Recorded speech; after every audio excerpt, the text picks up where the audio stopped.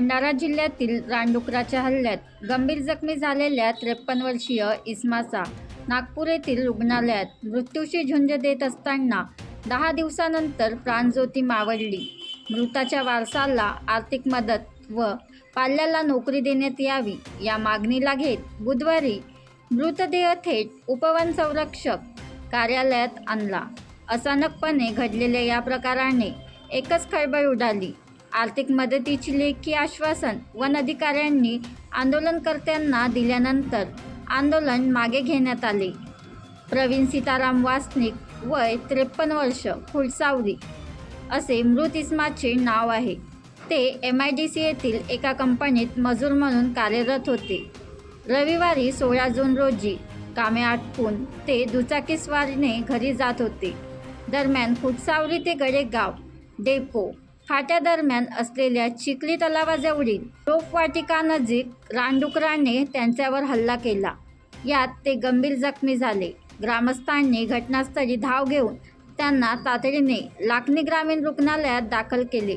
मात्र त्यांच्या डोक्याला गंभीर दुखापत असल्याने पुढील उपचारासाठी त्यांना जिल्हा सामान्य रुग्णालयात हलविण्यात आले।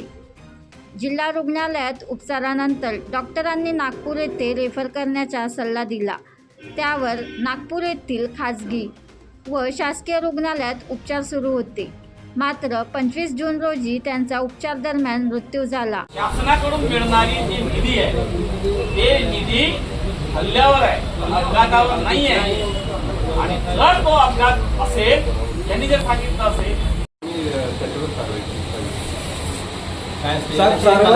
तुम्हाला PM त्याची कार्यपद्धती असते की कोणताही प्रकरण झाला त्याच्या शेवटपर्यंत त्याचे जे काही पुरावे सगळ्या गोष्टी असतात, म्हणून सगळ्या गोष्टी आपण जोडून डॉक्टरला पाठवतो।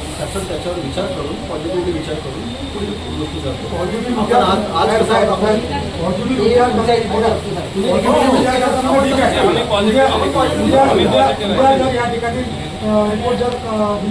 निर्णय जो आहे तो निगेटिव्ह आला आपल्याकडे सत्य परिस्थिती झाल्याशिवाय तो फाईल कंप्लीट होत नाही। आपली रिकमेंडेशन जर होत नसेल तर फाईल पूर्ण तयार होईल।